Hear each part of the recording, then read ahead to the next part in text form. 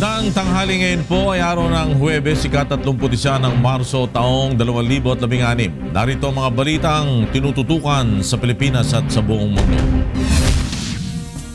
Pagdukot sa 10 Indonesian national sa may tawi-tawi diversionary tactics ayon sa AFP. Pagdinig sa bail petition ng isa sa mga pangunahing akusado sa Maguindanao Massacre case na si Andal Ampatuan Jr. ipinagpaliban sa April 14. World leaders magdaraos ng nuclear summit sa Washington, D.C.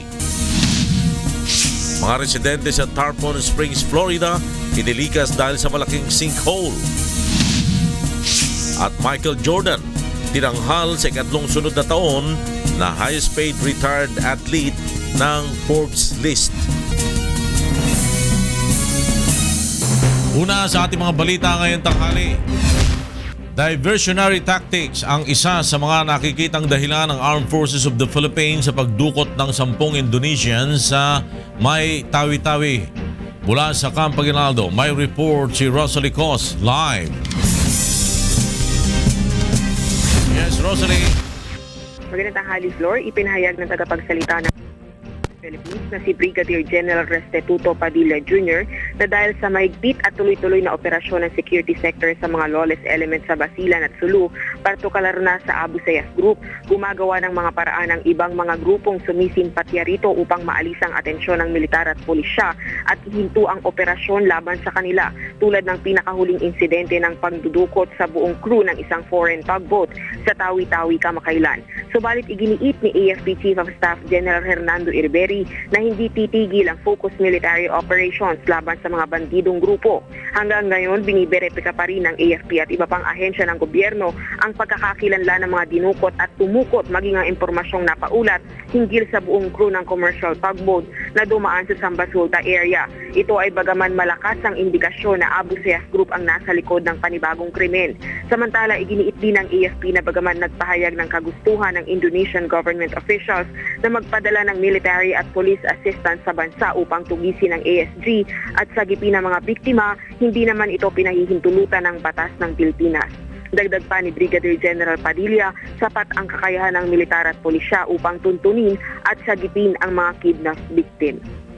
Floor? Rosalie Cos nagulat mula sa Camp Aguinaldo.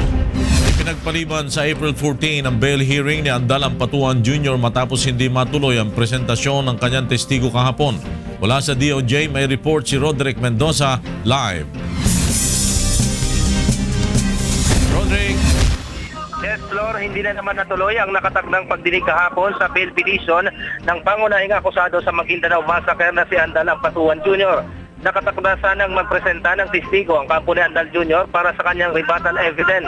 Ngunit batay sa isinumiteng manifestation ng kanyang abogadong si Atty. Andres Manuel Jr., kinulang sila ng panahon sa pagkipag-ugnayan sa kanilang testigo kaya hindi ito naihanda sa pagdinig kahapon.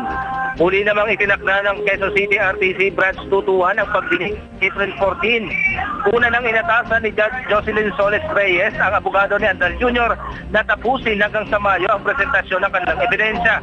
Noong Disyembre pa dapat magtapos ang pagdinig sa petisyon, ngunit muli itong naantala ng umurong sa kaso ang dating abogado ni Andal Jr. na si Atty. Salvador Panelo. Si Andal Jr. na lamang ang nalalabing akusado sa Maguindanao Massacre na hindi pa tapos ang bail hearing. Flor? Roderick Mendoza nagulat mula sa DOJ.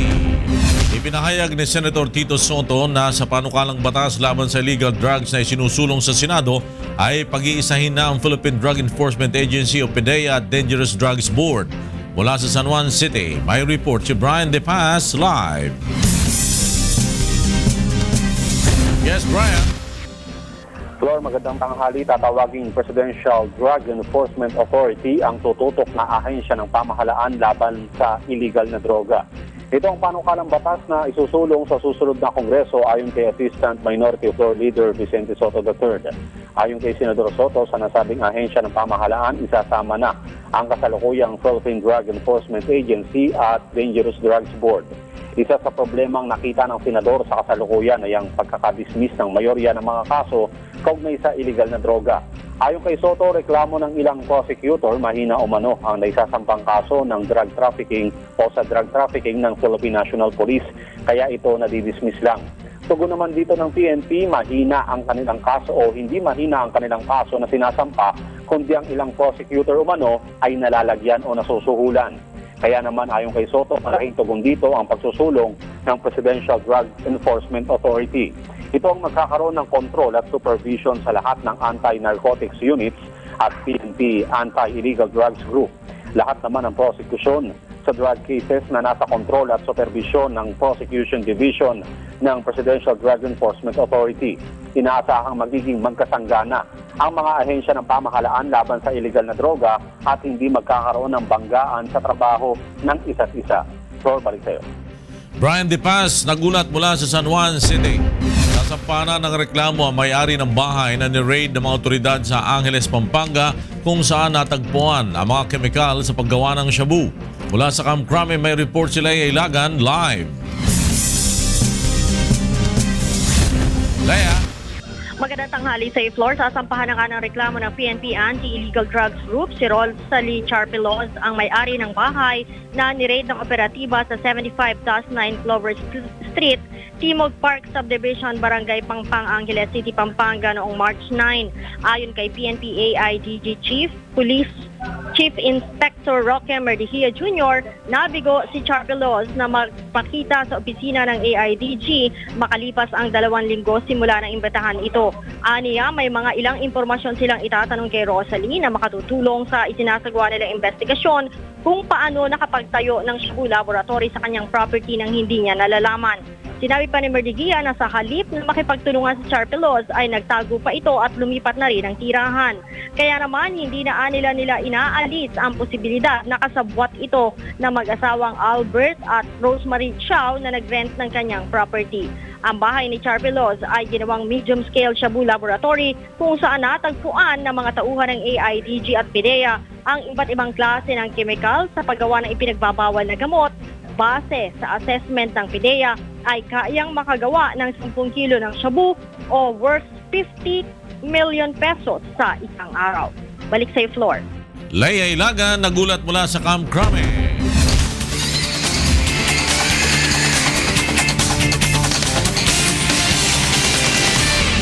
I-a-adopt ng Philippine Embassy sa London ang Automated Election System Modified Postal Voting para sa darating na overseas absentee voting.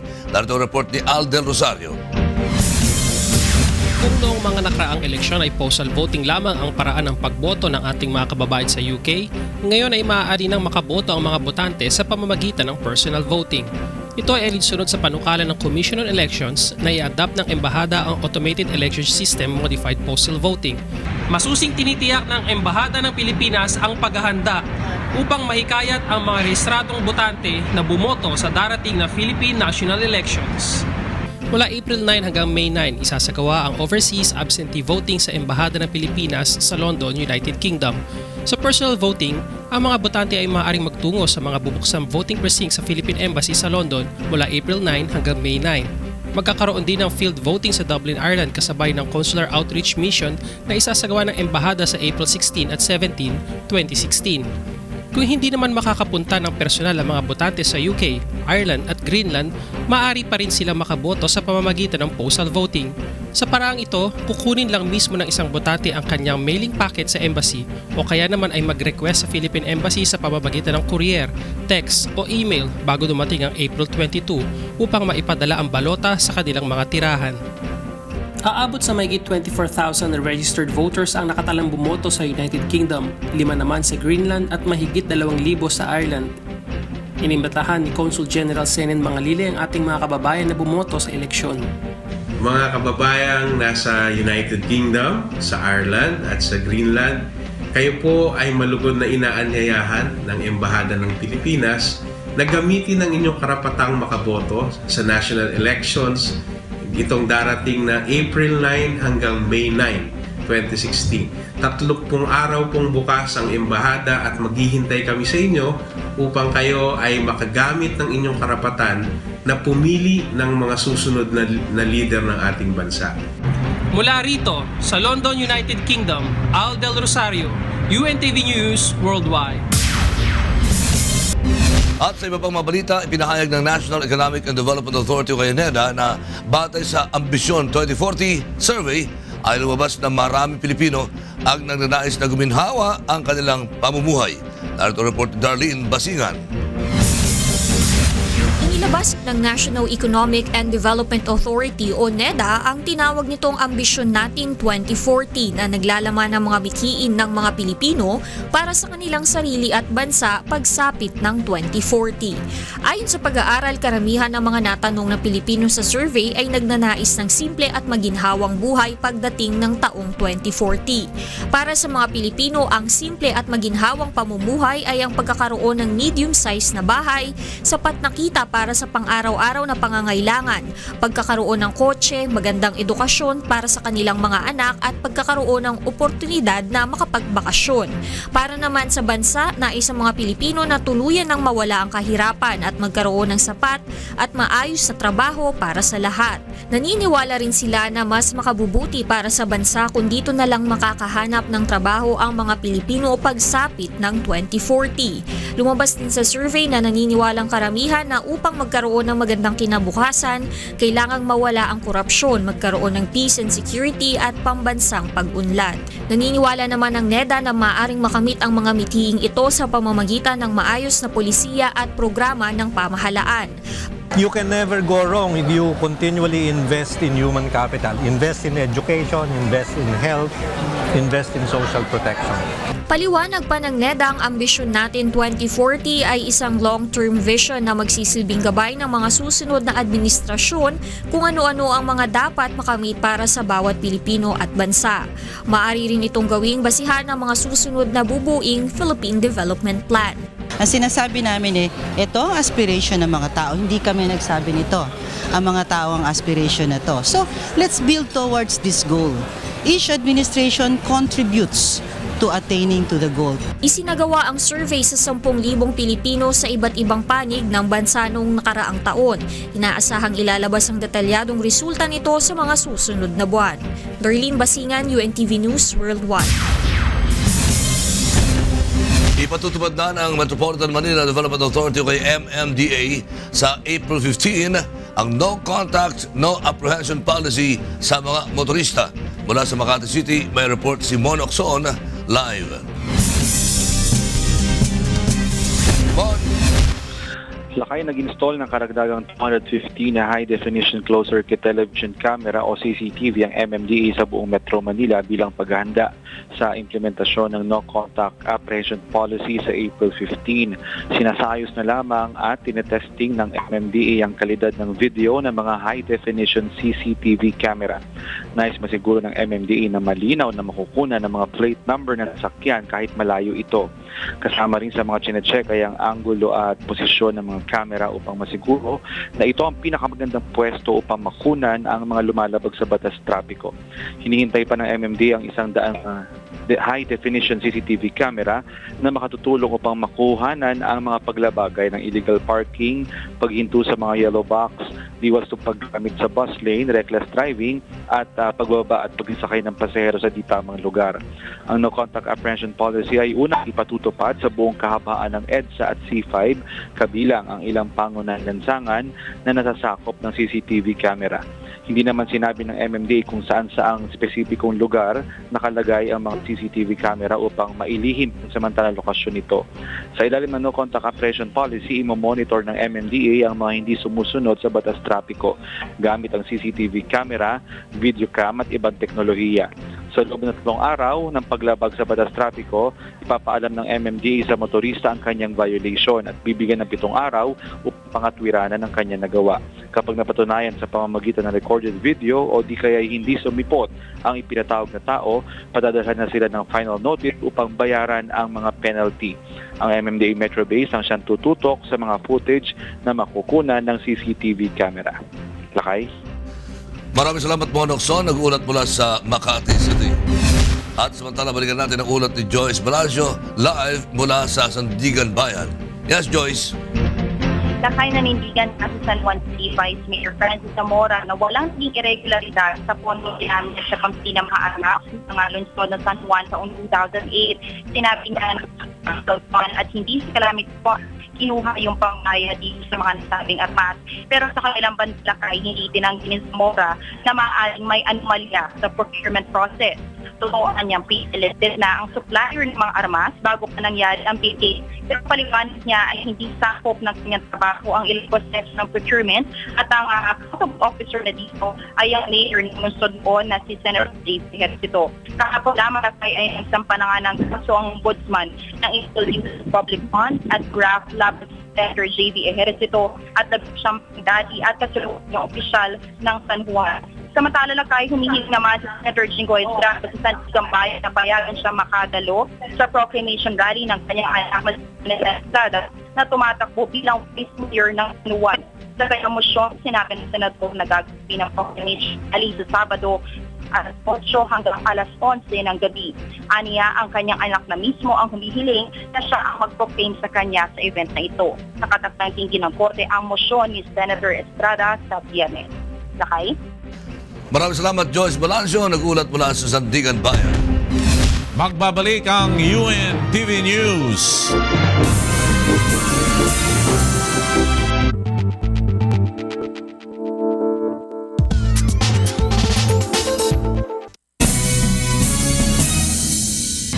Sa pagpapatuloy ng UNTV News,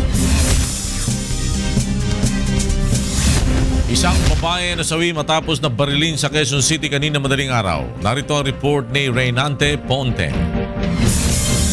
Isang babae ang dead on the spot matapos pagbabarili ng hindi pa nakikilalang mga suspect sa Martan Street, Barangay Commonwealth sa Quezon City, pasado 1:00 kaninang madaling araw.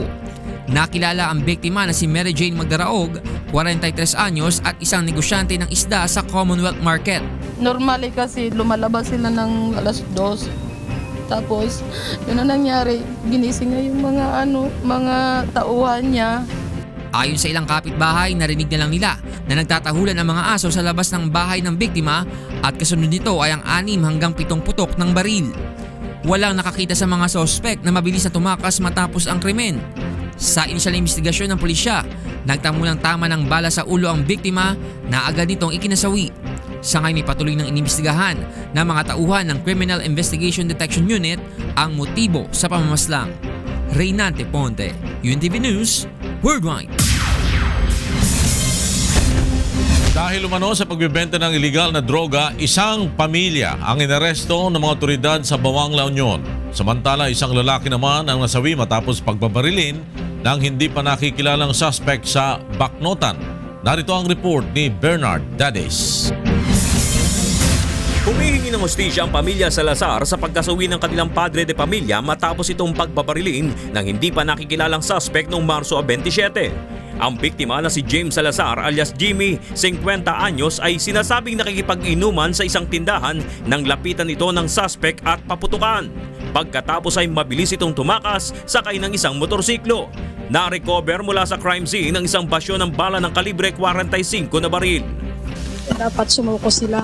Sa inisyal na investigasyon ng pulisya, nagtamo ng isang tama ng bala sa ulo ang biktima na magsisilbi ng bilang political watcher ng isang kumakandidato sa pagka-mayor sa Baknotan, La Union. Sabi ng kabag-anak niya, wala naman siyang kaaway. Nung pumasok lang doon na kukunin may ilang isang WhatsApp, nagkaroon na ng medyo hindi pagkakaintindihan doon sa kanilang barangay. Samantala sa bahagi naman ng Bawang La Union ay isang pamilya ang inaresto matapos masamsam sa kanilang tirahan ang ilang pakete ng hinihinalang shabu, drug paraphernalia at 2 bala ng shotgun at kalibre 38 na baril. Sa bisa ng search warrant, hinalugog ng mga pulis at barangay officials ang bahay ng pamilya Liwanag matapos ang isang buwang surveillance dahil sa intel report na drug peddling sa lugar. Totoo nga na merong nangyayari na gano'n na drug peddling doon sa lugar na yon. Mari namang itinanggi ng isa sa mga suspect ang aligasyon. Yan ang hindi ko nga alam eh. Kasi kung minsan wala kami dito, minsan daw sabi tong brothers ko may pumapasok dito yung mga, ewan ko, pamangkin ko, minsan to yung anak ko. Sa ngayon ay nasa kustodiya na ng CIDG La Union ang mga narestong suspect habang inihahanda ang isasampang kaso. Kasamang La Union News Team, Bernard Dadis, UNTV News, Worldwide.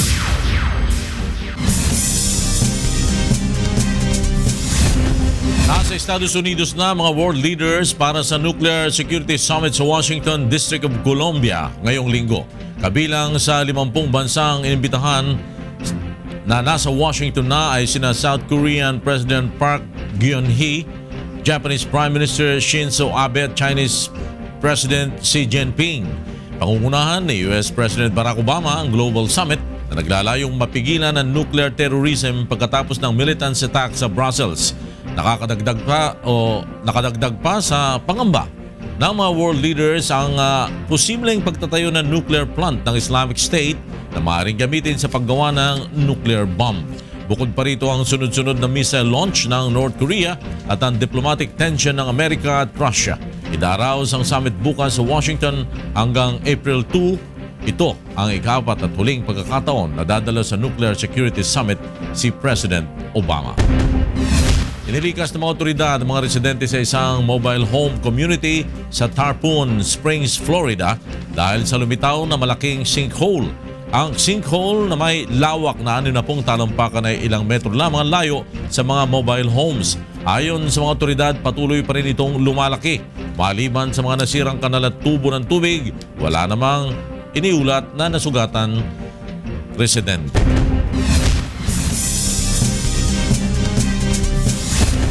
Nagsagawa kanina ng citywide earthquake drill sa Baguio City na naglalayong masukat ang handaan ng mga naninirahan doon sakali magkaroon ng malakas na lindol. Mula sa Baguio City, may report si Grace Docunero live. Yes, Grace. Yes, Lakay, magandang tanghali. Saktong alas 10 ng umaga ng patunugin ni City Mayor Mauricio Dumogan at Regional Director Alex Andrew Uy, Office of the Civil Defense Cordillera, ang sirena. Pansamantalang pinutol ang supply ng kuryente at maging ang linya ng komunikasyon habang isasarado rin ang mga pribado at pampublikong mga tanggap sa malls upang maging makatotohanan ang senaryo ng 7.2 magnitude na lindol. Ang iba pang rescue group sa lungsod na kumilos pagkatapos naman ang hudyat ng isang killer earthquake. Tapos ng 1 minutong pagpapatunog ng sirena, nagsagawa ang mga empleyado ng City Hall sa tawag na duck, cover at hold.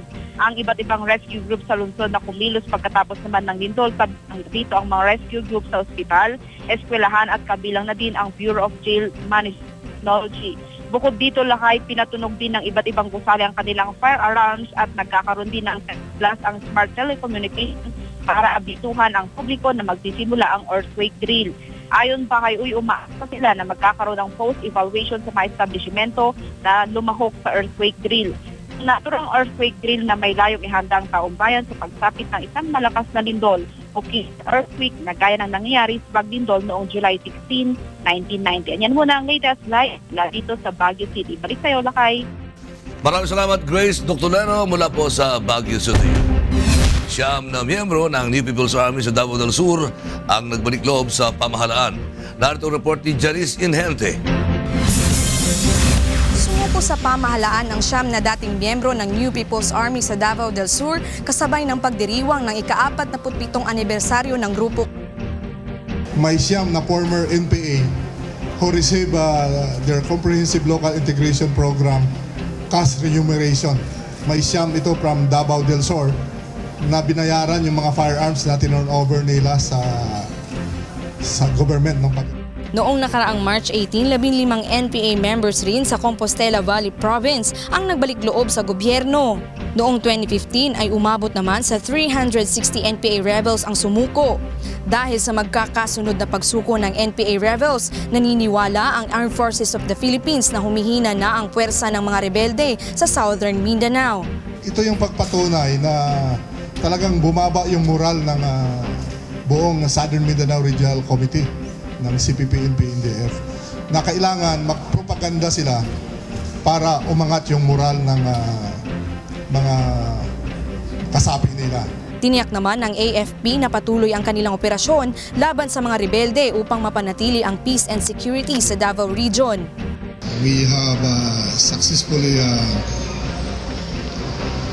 create an environment where many people are starting to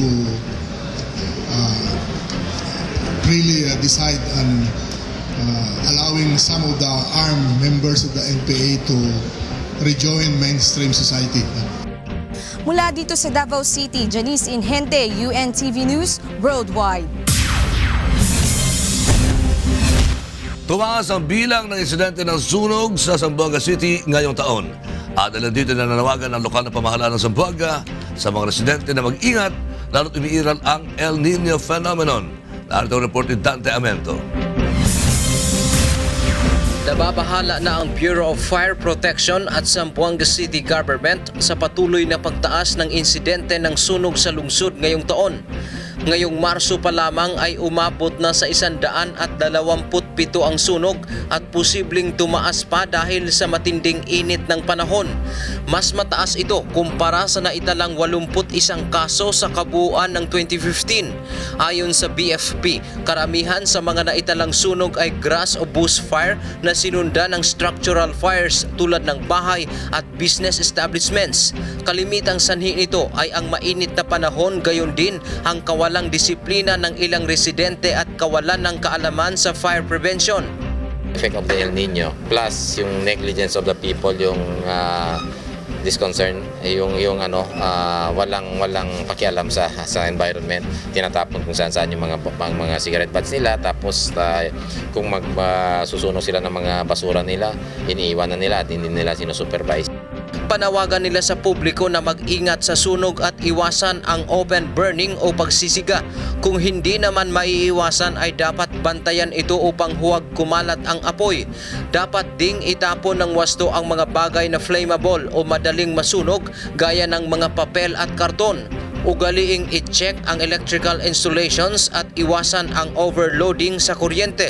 Higit sa lahat ay maging responsable hindi lamang sa sariling sambahayan kundi sa buong komunidad.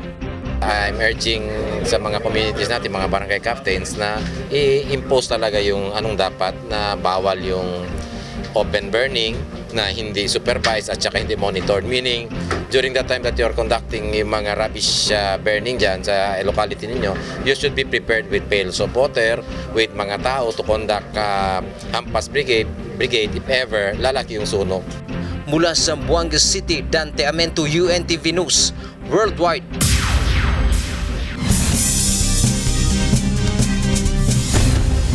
Ipinahayag ng mga doktor sa John Hopkins Medicine sa Estados Unidos ang kauna-unahang liver at kidney transplant sa recipient at donor na parehong may HIV. Naglalayon ang ganitong uri ng transplant na mabawasan ang oras ng paghihintay ng isang HIV patient ng donor na negatibo sa nasabing sakit.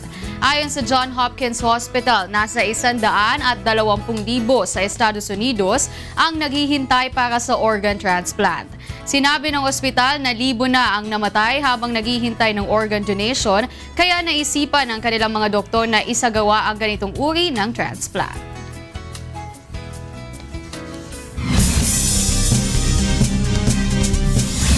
Sa larangan naman ng sports, pumasok sa quarterfinals ng Miami Open si Japanese Kei Nishikori matapos na tiklupin si Robert Bautista ng Spain sa straight set 6-2, 6-4. Ang malakas na backhand ang ginamit ng 6th seed na si Nishikori laban kay Bautista sa larong tumagal lamang ng 1 oras at kalahati. Si 16th seed Gael Monfils ang makakaharap ni Nishikori sa quarterfinals. Ayon kay Nishikori, ito ang unang pagkakataon na makakasagupan niya si Monfils sa Miami Court.